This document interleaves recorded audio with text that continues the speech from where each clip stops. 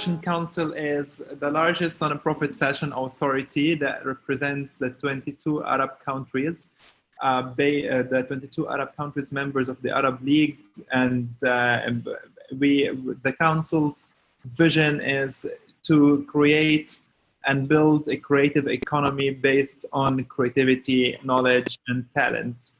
The creative economy is to be established through our mission, which is building an infrastructure in the Arab region, which we call it the fashion system or the fashion infrastructure. And it is to categorize the Arab world into three main clusters. The first cluster is the cluster of raw material and textile. We all know very well that there is nothing to be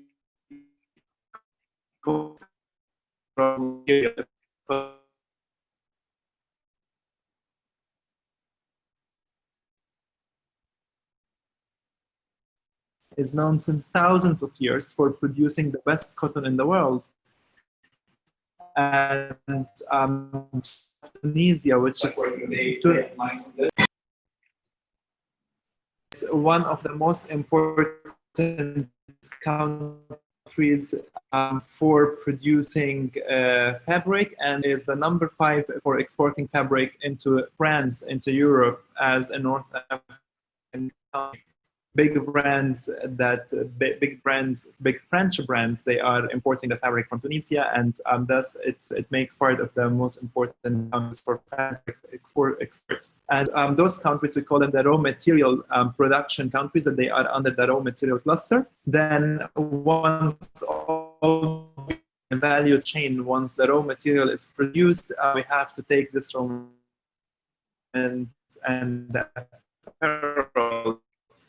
We categorize the Levant countries, which are Lebanon, Syria, Palestine, Jordan, to be the countries responsible for the production and cluster. And we do have historical know-how for, especially the ladies in the Levant. They are great in embroideries and in crochet and handicraft. And thus, here we have fulfilled already two very important supply chain, which is the raw material and the manufacturing. After the manufacturing is done, we have to move into the cluster of marketing. Cluster countries, and for example, Dubai is the capital of. My voice is breaking up. Then. Just a little. Is it still breaking, guys, or? Yes. It is. Okay. Yes. Jacob is just a little lagging, so you might have just a little bit. Yeah, just a little.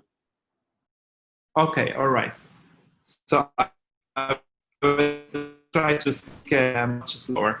So basically, we arrived into explaining what is the fashion infrastructure which we're about. And I always like to compare it with other infrastructures in the infrastructure that they are well known globally. The Italian fashion system. The Italian system is not all happening in Milan capital, where we go and see the fashion shows, where we attend the best of what is happening in the fashion industry, biggest brands around the world. But actually the production of this collection is not happening and taking place all in Milan. So Milan has, as well as,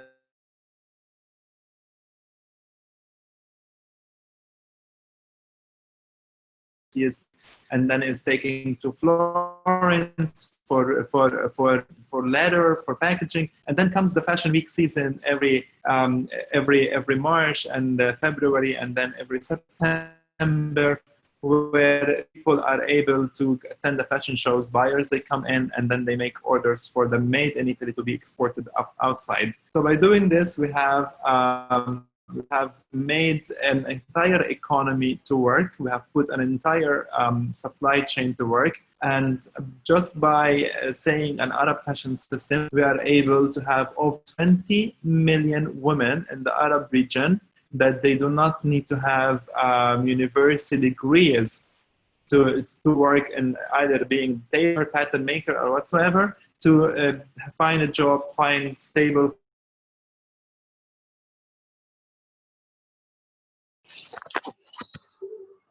Jacob, we just lost you there. I think what we might have to do is just check your connection once, because I think your voice still lags if I'm not correct. So do you want to try and just re-log in into the meeting once?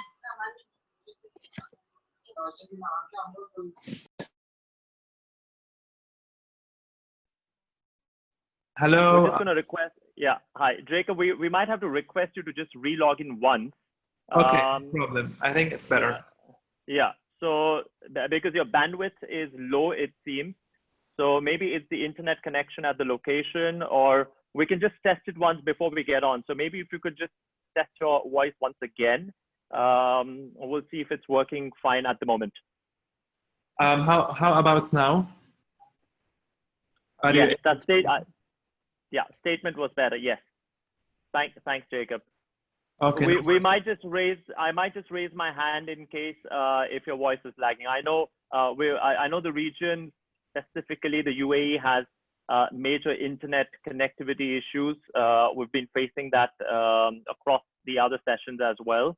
It's something which is more technical than an issue personally.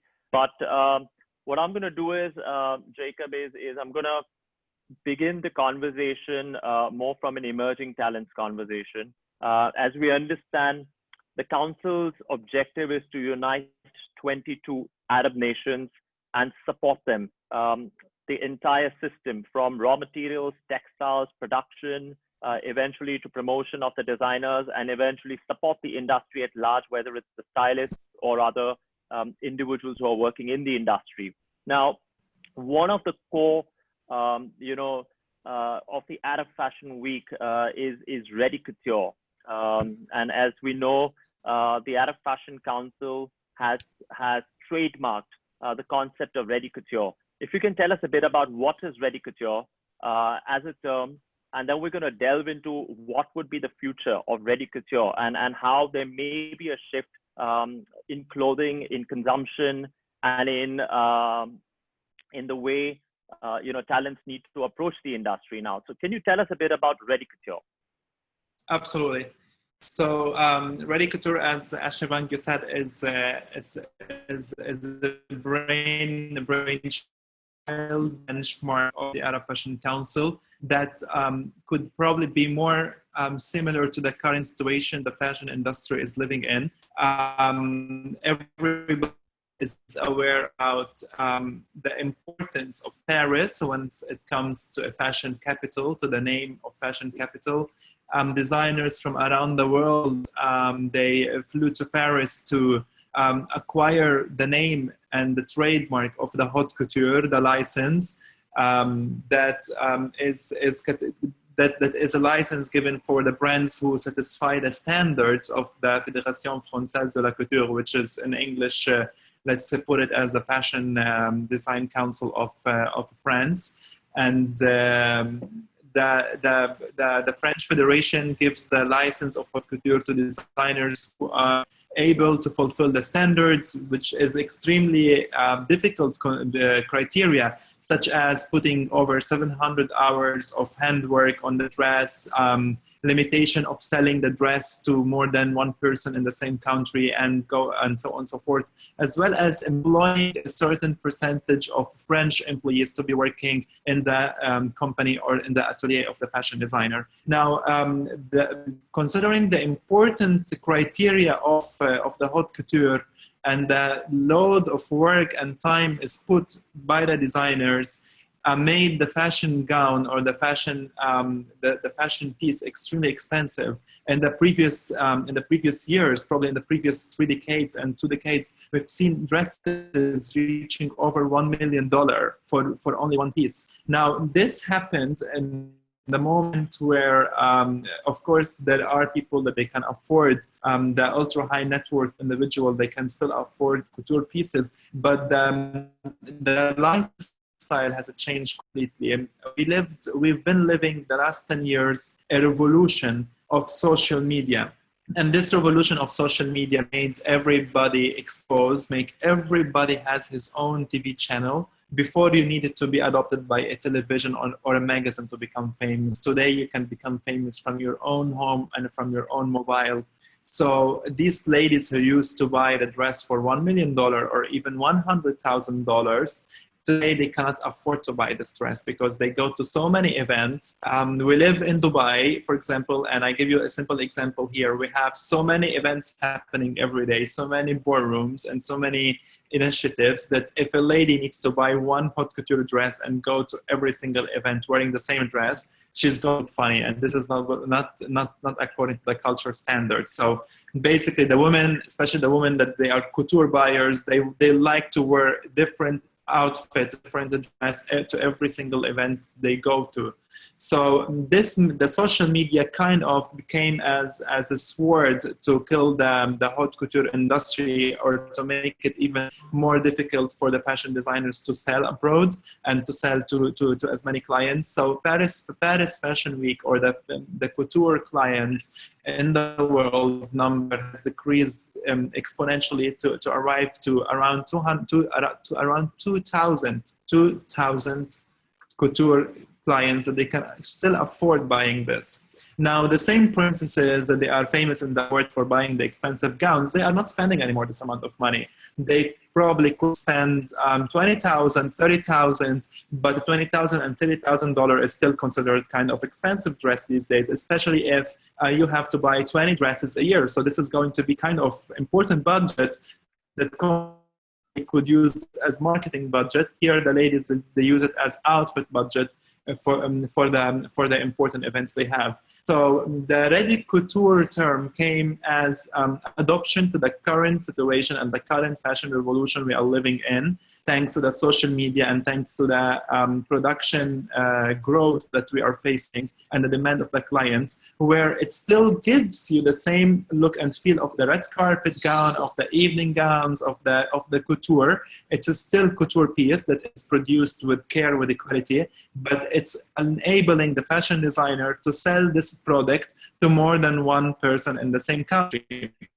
It's not mass production like H&M and Zara that you can mass produce 100,000 of pieces, but you can still produce thousands of pieces and sell them abroad and sell them ready as a ready item to buy from the rack of the department stores. So designers are able to produce a couture gown that could look from far away similar to the haute couture gown at a very affordable price, starting from $1,000 to go up to $30,000. And we noticed that the market demand, especially from the haute couture clients who were used to pay over $100,000 for the dress, today they are very happy to pay $2,000. Actually, they are kind of not paying more than $3,000, $2,000, maximum $4,000 or $5,000 on a dress. Or even if you, according to our research in the department stores and the concept stores, such important clients, they still bargain to try to reduce the price of this dress. Why? Because they have in mind to buy probably 30 pieces of couture gowns to go out for their events. So this made the haute couture industry extremely suffer, and it's kind of pushed the fashion businesses that they are known to be haute couture brands to launch accessories brands, to launch the ready-to-wear brands, and as well to launch the fragrance brands. For example, Elisab has launched the Elisab perfume, which is extremely successful and is distributed worldwide. It even added value that everybody is having access to own an Elisab product, which is the simple fragrance. This supported the mass production of fragrance and ready-to-wear has supported the couture designer to sustain their image, but haute couture remains a prestige and a tradition, and let's say an important title that the fashion designers, they still own, that they are from haute couture producing this fragrance and ready-to-wear line. Now, whenever it comes to ready-to-wear, we call it ready couture because the outfit is couture, still have the handwork of the designer on it and of the atelier. You are more able to produce it in terms of mass production, limited and quality controlled mass production, and useful to make alteration for the client itself. So the Arab Fashion Council comes here as the authority to regulate the Ready Couture license. And I can tell you clearly that the Ready Couture license criteria are every year changing according to the market, according to our knowledge and the knowledge of all the international brands of how Ready Couture could take shape globally and will become the new fashion economy in the next during this decade. Right. So Jacob, I'm going to very quickly decode it for talents here, because obviously it's a more deeper conversation when we talk about how Ready Couture is going to be the next thing, and how that's more economical for the consumer as well.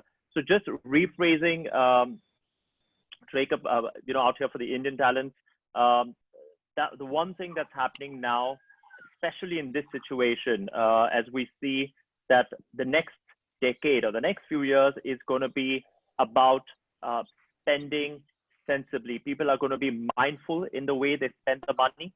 People are going to be mindful in the way we consume fashion. Buyers are going to be careful. When I talk about buyers, we talk about usual buyers, consumers. The end user is going to be more careful. But at the same time, social media, through Instagram, as what Jacob rightly said, that everybody has to get a picture out of the event. And he's right, in Dubai, with the number of events, the number of social events, if you simply calculate about 20 events a month into the amount you would spend into an expensive garment, not just the garment, the shoes, the bags, the entire look, you need to be a multimillionaire to eventually look absolutely unique on every single picture. So it is important. On one end is the social media and the Instagram pressure that, every picture needs to look different. Every picture needs to be unique. And at the other end, we're going to now be pressed with an economic and a mindful buying. I wouldn't say, I wouldn't want to be scared about the next 10 years, because after every such situation, the economy has grown and it's reshaped itself. But I think we're going to be mindful. So that is where Ready Couture, which is a segment below couture, where couture is unique, handcrafted, one-off, as Jacob mentioned, available, one piece available within the country, whereas Ready Couture allows the designers, which is some of you here, young talents, or people in the marketing and the communication business, who are going to be able to work for companies, or stylists who quite frequently will need to source these pieces. You will have more access to couture looking pieces, which are affordable, which look similar to a couture outfit, but at the same time they've been carefully manufactured in more number of pieces, making it accessible to more number of people. So it may not be unique, but it will still be accessible to more number of people and affordable, which is what makes it more relevant in the coming future, especially for the Middle East, because Middle East will continue across the world. We will continue having our events. We will continue having your red carpets. You will continue having your, it's not that we're going to be sitting at home in our t-shirts and pajamas, and that's what the future of fashion is going to be. No, we're an aspirational set of people, and I'm sure that we're going to find ways through which we continue celebrating fashion. So Ready Couture could be, and something that could be the way forward for the region, not just for the buyers, but what it means is for designers, those who were looking at couture, those who were looking at selling one-off pieces. You might have to relook at what your aspirations are currently, because you might want to get into designing something which is more affordable, which is something more wearable, and you have a bigger consumer base. For marketers and consumers, marketers and buyers and retailers, you will need to look into the concept of Ready Couture, because that is something that will also help you to advise the company that you are working for or the designers you are working for, and explore this wonderful segment, which still allows the designer to retain the creative and the artistic vision they have, yet be able to sell. Because at the end of the day, you need to sell, you need to make money, and fashion is a business. So it is very important that you understand the fashion being a business, you need to sell. Jacob, the next conversation, we already, our last conversation in Dubai, we were discussing how the shift of fashion to digital, how fashion is moving on the digital platforms, how processes are moving digital, how digital has changed the world. And now, more than ever, this conversation is going to be interesting. As we speak, we also have a video of just a quick insight into what the Arab Fashion Council, through its Fashion Week over the last 10 seasons, what they have been putting forward to the region. So a brief snippet, a brief video on the last compilation of a few seasons and the kind of support the council has been giving to young talents. Now, coming back, Jacob, digital. We're in a lockdown. I hate to use the word lockdown. I rather call it as isolation, because lockdown psychologically kind of, is negative and it's imposed, but we're in isolation. And that means digital opportunities are going to grow. Ready couture and the Middle East and fashion in general, how do you see this evolving now? How do you see digital platforms? Do you think that there are going to be digital fashion weeks? Do you think, how will the designer and an industry communicate with the consumer? How will designers communicate to their industry insiders with digital platforms? Where do you see this happening? How do you see this evolving? So, Shivang, we are in isolation, we are in lockdown, whatever you want to call it. This is a first-time life experience which we are all experiencing together. We need to see the benefit out of it. For sure, it's not a lovely moment. But from my point of view, I think during the last 20 days of lockdown, I was able to achieve much more in terms of revisiting the business model, in terms of focusing, of saving time going outside on the street, running from one meeting to another. And things like I was able to refocus, which was probably I lost this concentration for the last a few months because so many things are happening at the same time. Now, this current situation allowed us to visit the business model, and we actually asked everybody, all the fashion designers and members of the council, to reconsider their business model, reconsider what they were working on, what was successful, and what could have been improved, and what can we let go. This is the best time for everybody to go to things which were not working in the previous month. And the entire fashion industry was passing into a lot of crises and turbulences and during the last many years, during the last 10 years especially. And the entire Fashion Week model is called a traditional Fashion Week model that is still continuing to go ahead, because Fashion Week is a tradition, it's prestige, and it's something that nobody is feeling or able to let go. But could the fashion industry still survive without a fashion week? Is there an alternative for a fashion week, and how this could happen? Could it be digital? Yes, everything can be digital. Many things can be digital, and many things are going to go into a digital transition. Now, what is the difference between digital fashion week and between traditional fashion week is, of course, the emotions and the feeling, getting dressed to appear on the red carpet, getting dressed to be photographed by the street style bloggers, for the fashionistas who like to go out to network and to discuss with the people, even designers to meet potential investors during an event, or to be caught by the eye of editor-in-chief. All these things are emotions which we cannot have digital without a physical contact. But when we speak about the business-wise, keeping emotions aside, usually business anyway is very far away from emotions. And the Fashion Week can go online. The fashion show can go live. Instead of going live to 300 or 500 people attending at the venue, the fashion show can go live to 300 million people if you have the right broadcasting partners, and more audience can see the collection. More audience can actually come to know what this brand is about, and the entire broadcast could act not only as B2B marketing, but would act as a business to consumer marketing at the same time. during the show. So designers from the fashion week, they usually look for having the press and for having the buyers, but mostly the fashion week is kind of a press more than buying season, because the buying season happens usually during the showroom seasons, and the buying weeks after the fashion week in the showrooms. So fashion week is more into press and marketing side, but though buyers still attended to take note of what collection is the best, what could be best in their store. Now, how the Arab Fashion Council is tackling this? Yes, we had to skip the season of that was scheduled for March, like most and like every important event in the world that got postponed. But we are not ready to keep postponing.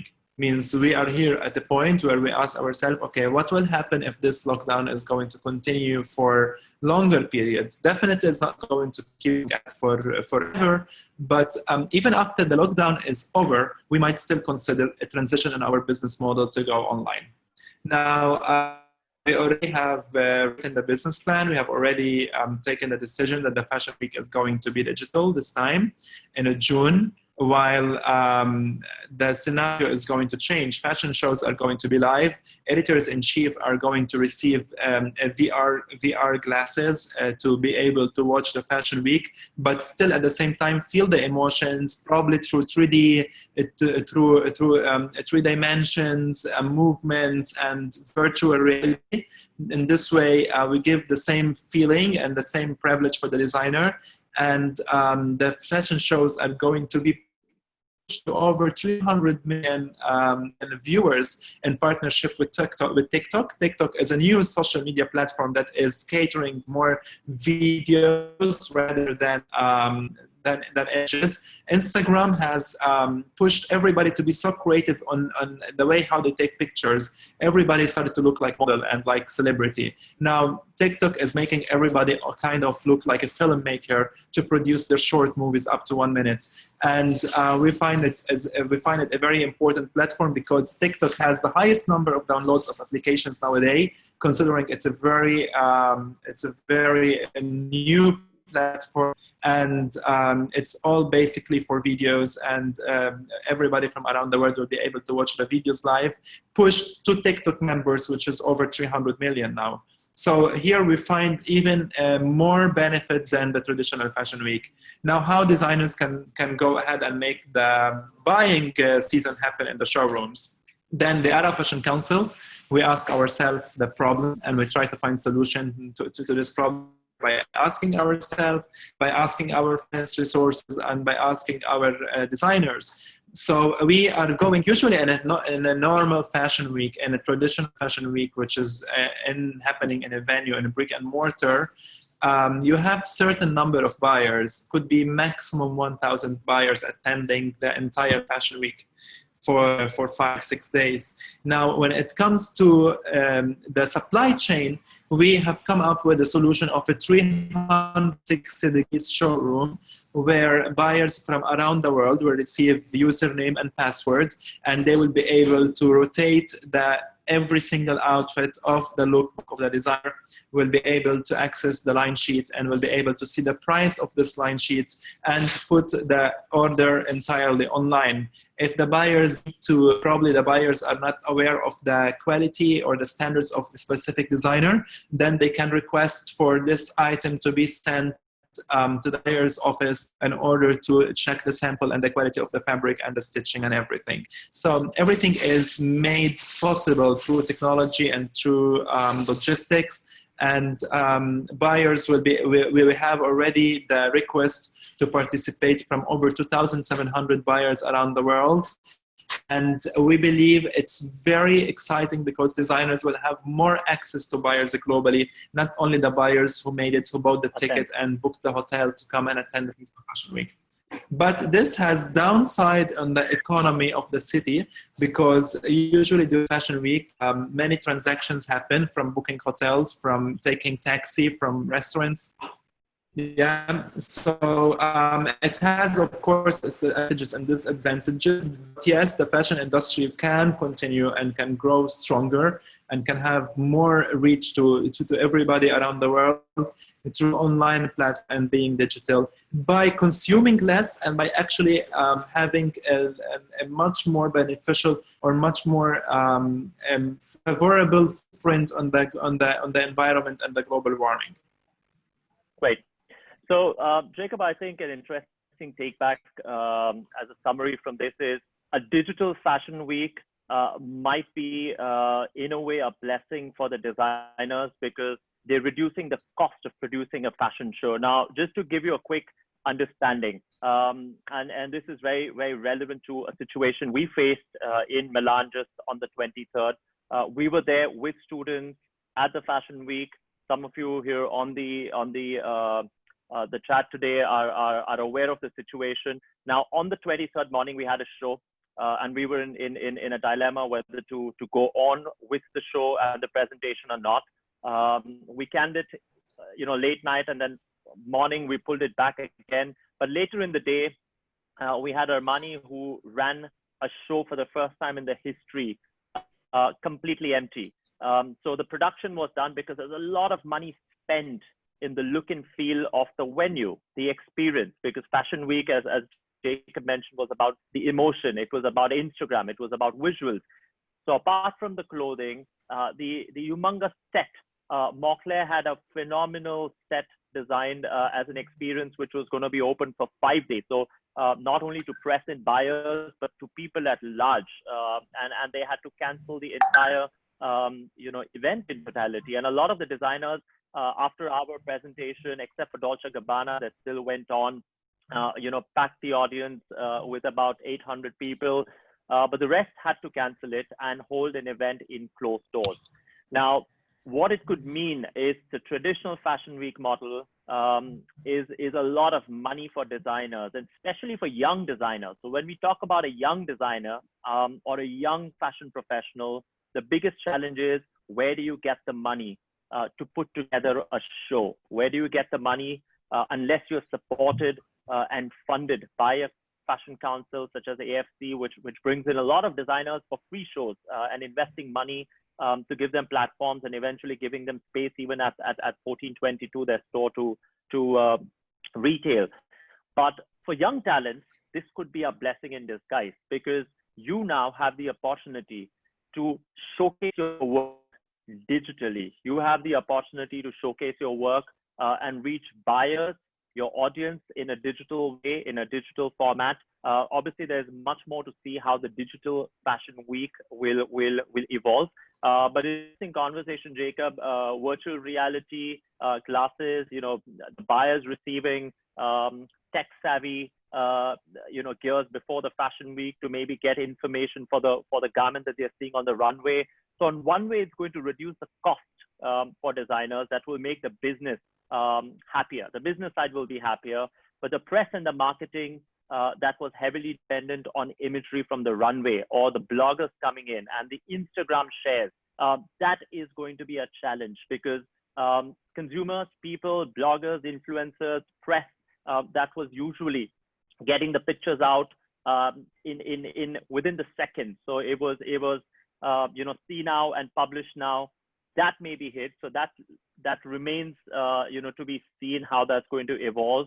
And maybe there might be a format which some of the fashion weeks are already exploring is maybe one season a year, which might be a physical fashion week and merge some of their collections. So for example, Milan Fashion Week is merging their men's fashion week with women's fashion week this year because Milan would host 4 fashion weeks a year, 2 men's, 2 women's. And then there are certain other countries which would also host a couture, fashion week. So that might reduce. You might have, lesser number of events. So in one way, that could be less stress on young talents because you don't need to compete out there. But you will need to now start looking at digital options. Your core for you as designers, as fashion professionals, your first thing you might need to look at is what is good for the business? How will this turn into a positive opportunity? And how can you now look at digital options? How can you look at connecting digitally, showcasing digitally? That will mean that, collaborating more with you know, your AI developers, or connecting with digital platforms, and focusing on that, because you need to be focusing on what the future might throw at you, not what's happening right now. So interesting conversation. I want all of you to go back and also research, come up with ideas. Maybe it could be an interesting conversation to see how you can still continue the digital fashion conversation. And Jacob, emotions, you know, Fashion Week is all about the emotions. We've been there, we've attended so many Fashion Weeks, the networking, the moment, you know, it is that excitement, it is the whole glam which fashion. How do you think, if it goes all digital, what happens to that component? How does the influencer industry work? How would the model sustain? How would that work? What are your thoughts on that? Now, when it comes to models, if we're speaking about how it will go during the lockdown period and during the restriction of movement, of course, everything is going to have restriction, and we will have to go with the precautions and that the health authorities are giving in terms of how many people they can work under the same roof or in the same space. But going the future, when everything is going to be quick and still organizations decide to go digital, the casting is very simple. Anyway, still professionally, the casting happens already through platforms where the casting is pre-selected of models online through digital platform, and the bookers, they say to the brand the pre-selected models. Then the brand will make their own more strict selection. And those models who receive the qualification, they will be met by the creative directors and the production team of every brand, and they will choose what is going to be on the runway. Definitely, it's still going to be exciting. Models probably will attend less open castings, and still the open casting can take place. I don't see why it should not. It's more as it's an interesting event that does not cost for anybody to produce, and it gives more option and more chances for models to be scouted. But the casting will, I can very, very obviously that having a digital fashion week will require less number of models for every fashion show. Because in a digital fashion week, this will not be on the model itself. The focus is going to be on the collection that the buyers have to check it, and brands have to check it. And maybe a fashion show that used to use 40 models will be sufficient to go with the 20 models in a digital fashion week, which again, it has its own benefits for the business and finance of the brands, because brands at the end of the day, they do the fashion show to be known for their collection and to be able to sell it. So it's going to allow them to have higher margins of profit at the end of the financial year. Do you think, Jake, there could be a point in time where you might just see AI completely taking over? No models, no humans, clothes which are not even made or designed.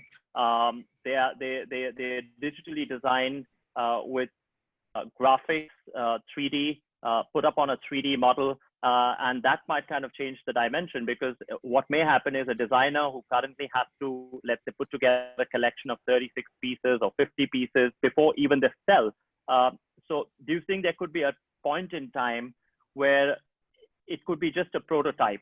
It's not even gone into physical production, and there are 36 digital prototypes of the clothes, different colors, and they just go into production if the order is placed. Do you see you know, how the product design industry works, you know, a prototype of the car, and then eventually goes into production? Do you envision that kind of a digitally forward fashion industry? Do you think that could be a possibility? If we're speaking about how the fashion industry should go to become more sustainable industry, I think this is the right route that the fashion industry should take.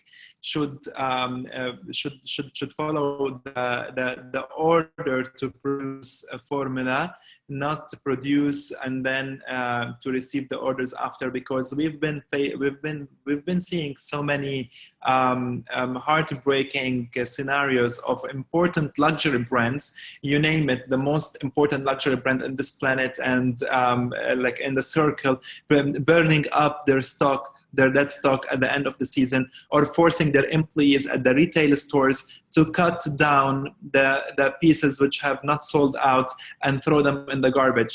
Some brands, they have ruthless scenarios, ruthless regulations that they don't even allow their employees to probably buy the stock price, because they don't see that the employees should wear what the client should wear. So the entire fashion industry was going into let's say, there is big corruption in the fashion industry, and sometimes this corruption is probably it's greenwashed, as we see, like there is something called money laundering. There is sustainability laundering that is starting to happen in the fashion industry, where brands, they start to use the name "I'm sustainable brand" so they can cover up the mess which they are creating on the other side. That's why so many things happen at the same time, but the current period of the COVID-19 is going to allow everybody to rethink it twice, and for people to change their businesses model.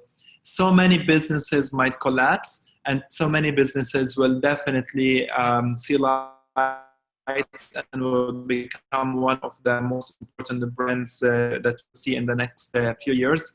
But this will allow to more sustainable business model, to more sustainable value chain, and less waste, and of course protection for the environment, and better support for the United Nations Sustainable Global Goals, which we actually endorse and work on. So ready couture is something which is ordered to produce rather than produce to order, and that's why it's as well very supporting for the 17 Sustainable Global Goals. Great.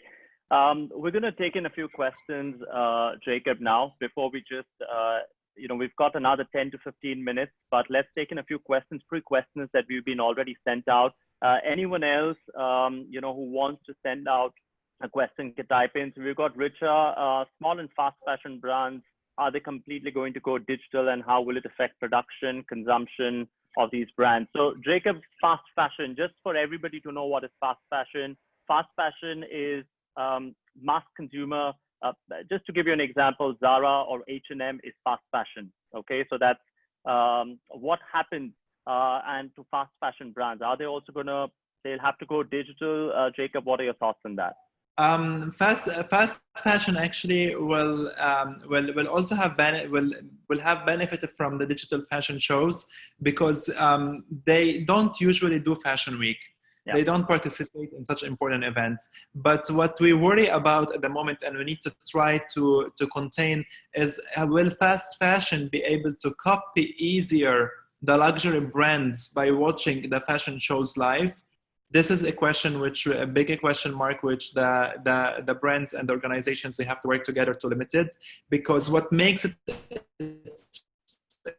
fast is brands are able to change the collection in the stores on weekly basis. And we have seen so many scenarios during even Milan Fashion Week and important fashion weeks of employees, or let's call them spies of the fast fashion brands. They go to attend fashion weeks, and then they take pictures, they go to their factories, they produce it in a very fast pace, and then it will be in the retail store before even the brand managed to produce it.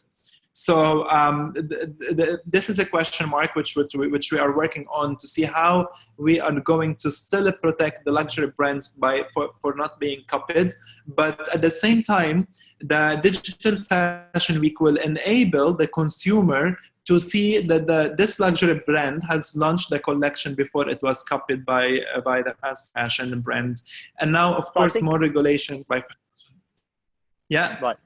So Jacob, I mean, as you said, the downside is the fast fashion brands, as they've been doing, for example, Zara could produce, a collection that they see on the runway on 14 days on a ship. So if they pick up a textile or a fabric, let's say in Portugal, and by the time it arrives, the ship arrives in another location in 14 days, they have an entire collection produced, ready to hit the stores.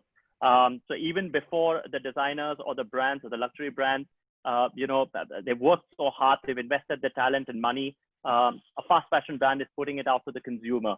So digitally, that is a challenge. But again, you say it'll make people more aware, as you rightly said, because people would be able to see that this is copied. But do you think that will change consumers? Because people, the masses still want to buy something that's affordable. So that challenge might still remain, Jacob, isn't it?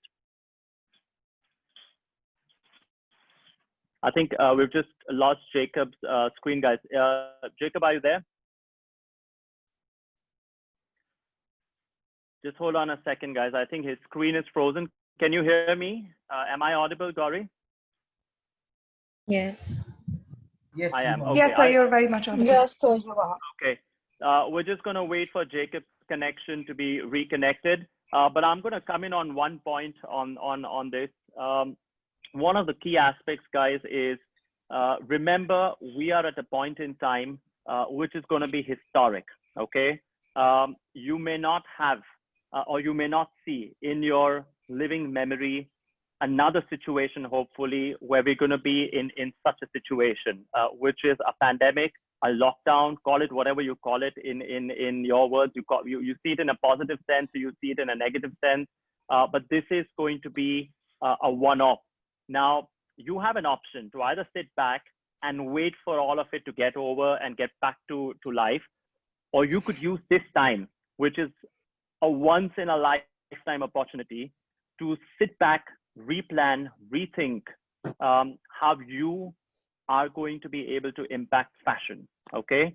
Now, to give you an example, back in during World War, let's look at the World Wars. Both the World Wars led to some iconic developments in fashion. For example, the new look from the Dior, the opportunities that designers, took at that point in time to positively influence both people as well as their businesses.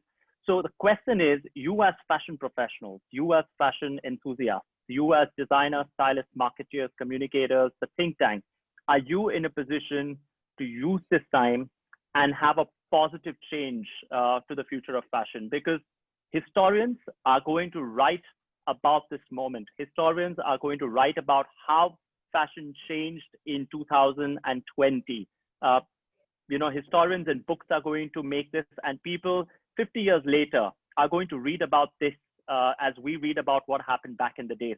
So if you are able to propel change, if you're able to bring up something that is an innovation, if you are able to be part of the change, this point in time is going to go back in history, guys. So make use of it.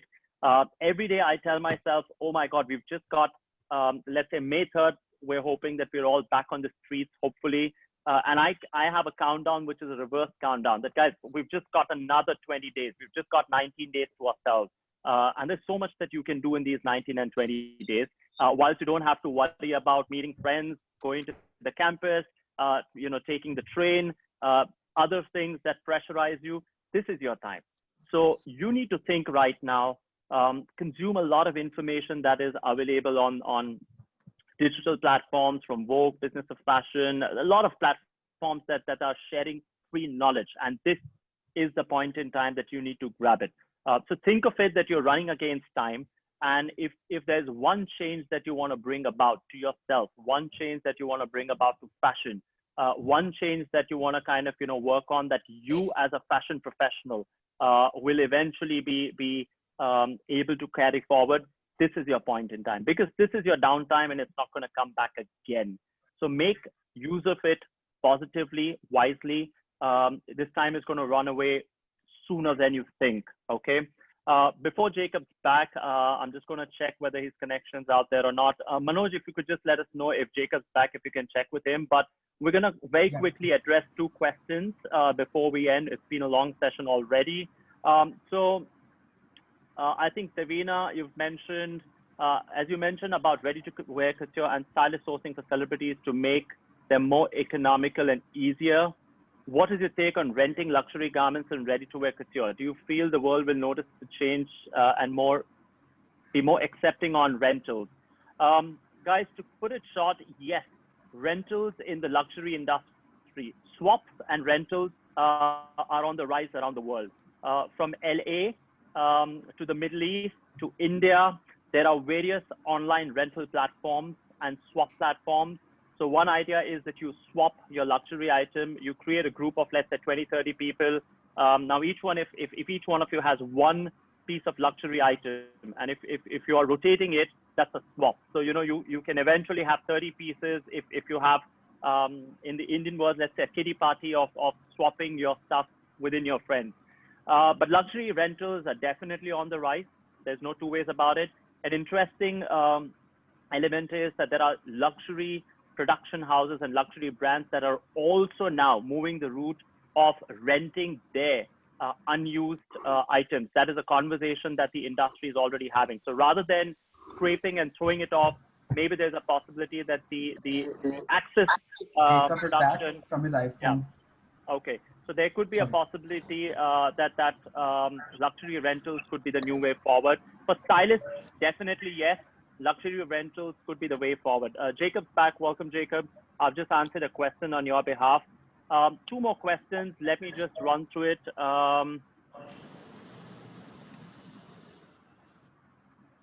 Yes. So, Sahiba, your question is, will the fashion week will happen once a year, showcasing all season collections together? Yes, a very strong possibility. One fashion week a year, which still allows people to come together, the emotional connect to be there, the red carpet.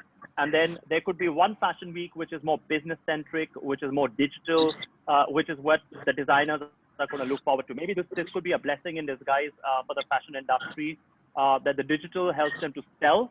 So one fashion week could be the sales-driven activity, and the other fashion week could be the PR, marketing, visual imagery-driven activity. There's a possibility, we don't know. We got to watch what happens next season. We got to follow what Arab Fashion Council is also going to do in the region, because AFC has been supporting fat talent, particularly over the last 2 seasons. We've had successful runway shows.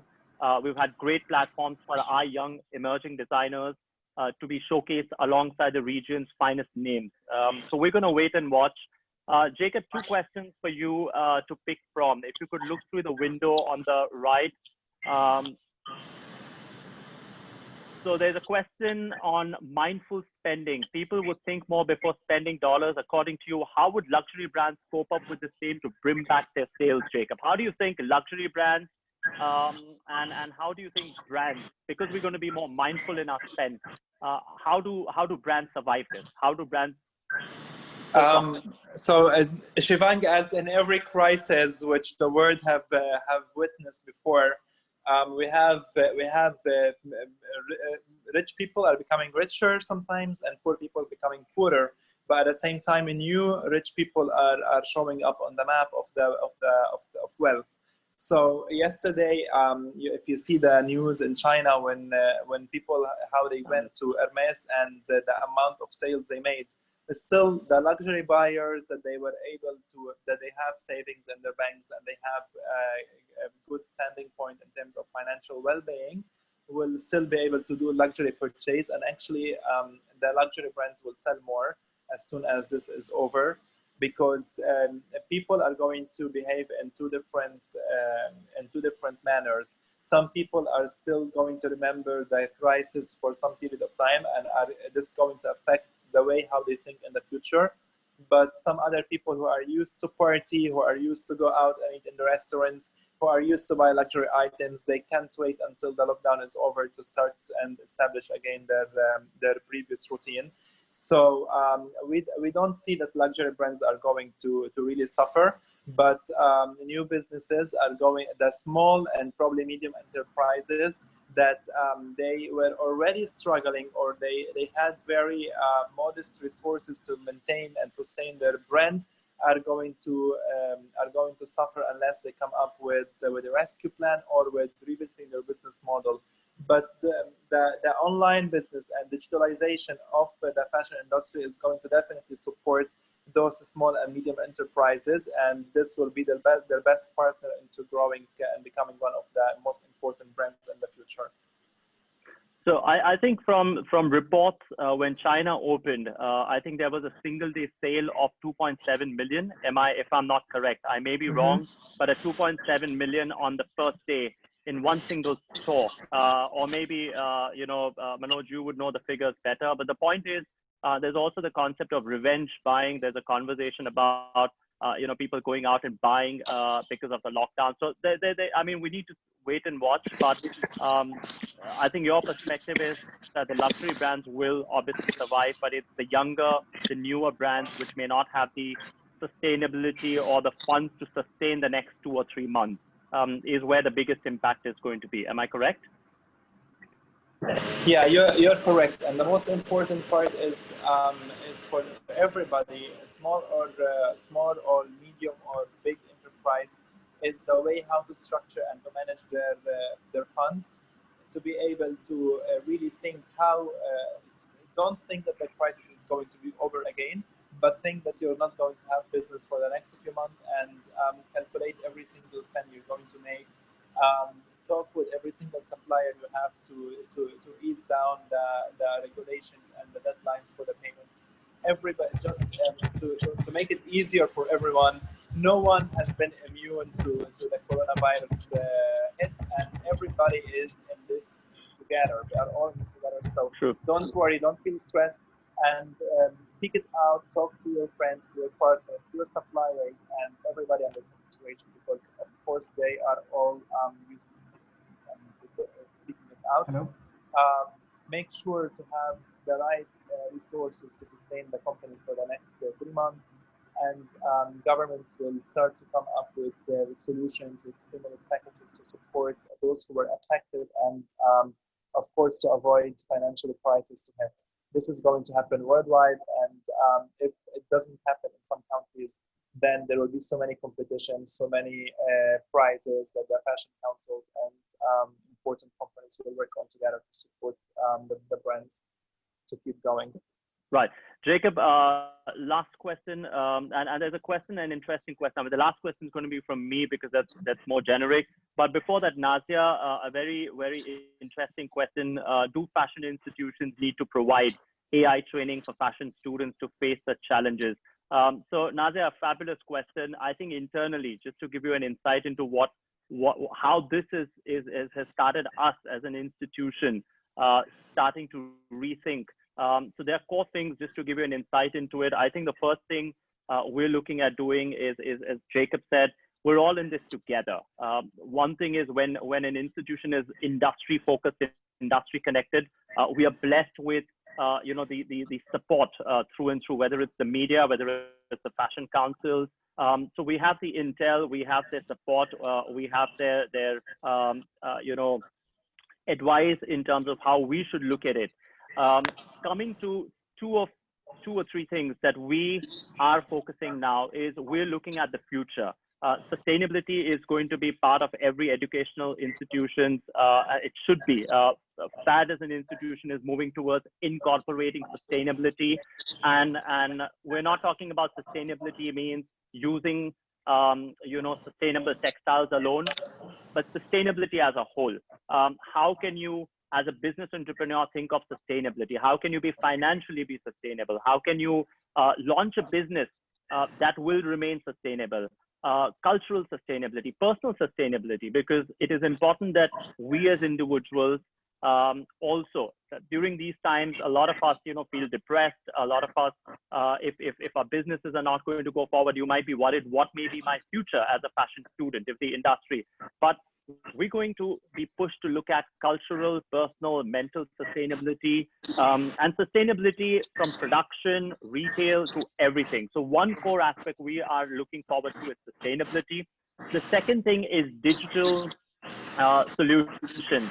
We've already started talking about it. Yeah, the day before we had an interesting session on digital art with some of the students in Dubai. So we are looking at obviously using technology. We are going to be pushed at teaching you all the future. We'll have to think not just now, we'll have to think 3 years from now, 4 years from now, 5 years from now. So definitely yes, and it is important that you all as students, as the future of the industry, keep coming back to us and keep giving us suggestions, keep giving your aspirations and say, how about this? Can we kind of, have an access to this learning? Can we look at this? And we'll be more than happy to look at it as much as we are seeking advice from industry globally as well as in India. So that's a great question, Nazia. Closing question, Jacob. Students, young students across design, styling, retail, marketing, communication. Manoj, I think we have some disturbance. Can you mute, except mine and Jacob's, all the speakers, please? Yeah. So, Jacob, my question is, what is your advice to young students who are not yet in the industry, but they're considering getting into the industry? What should they be prepared with, and where do you see them moving forward in the next 1 year to 2 years? My first advice is, I would give it to any student, not only to the fashion ones, is make sure that you really love to be in the fashion industry or to what you're going to step into. It's not, making sure that you love it is not only from the perspective that you love to be a famous fashion designer just for the sake of being famous fashion designer, but we need to give them the workshop of the life, of the business model, what will happen after the graduate, and how being a fashion designer or stylist or any fashion industry pioneer looks like in the real life. From establishing yourself, from creating your brand identity, keep PRing and networking and telling everyone how your company is going to look like, and then starting to create your first collection, from the sourcing of the fabric, always looking into different cutting technology, into different product calculation and the fabric quantity that you need to buy. So you are going to enter into a completely different cycle, which is the real life, which is the same every single student face after schools, the life at school and the life after school. What you are going to tap into is, of course, very interesting, is a challenge, and is what's going to prove if you are really meant to be a successful brand or not. And nothing is impossible. It's very possible. It's really up to you, and in the time at the university, they are giving you the right courses and the right materials for you when you go outside the university to be able to achieve and to start to think about the challenges rather than start to think how to learn how to become a fashion designer. So it's actually step by step, and I think every partner is doing it right. As FAD will be teaching you all the guidelines, all the steps, all the lessons, theories, and the practice. But so until you go out, you are ready to really face the challenge as it is. But what I really like about FAD, and as Arab Fashion Council really appreciate, is that FAD is giving you the taste of the fashion industry life 10 years after graduation, while you are still at school. Is taking you abroad, is allowing you to participate in international events, and actually feeling the stress and how you will the taste of being a fashion designer just while you're still studying, which I do believe I come from less theory. I come from the school that I believe less in theory and I believe more in practice. And there are certain schools in the world that they teach only theory, and certain schools like polytechnics that they teach you more practice. So a good balance is great. And all the students, I just tell them, most importantly, follow your dream, because all your dreams are possible. It's just you need to make sure that you really want to be there, and you're gonna do every single necessary step for you to be there. You might pass through different moments, through difficult moments, through struggles, through obstacles on your way, but those obstacles are just a kind of alarm and reminder that you are reaching there. So I tell them, it's like really you have the best moments in your life in the next 2 years, 3 years. Just enjoy the school and university, because you will always say later, I wish I can come back to that time. That's something, Jacob, we all wish, if we could go back to university for 1 more year. And Jacob, you know, the last 2 seasons we've had fabulous support. Sorry, Manoj, we've had amazing support from the council on showcasing our students. And this year, we were all prepped, ready. Students were ready to get out there. One question students have, and this is on their behalf.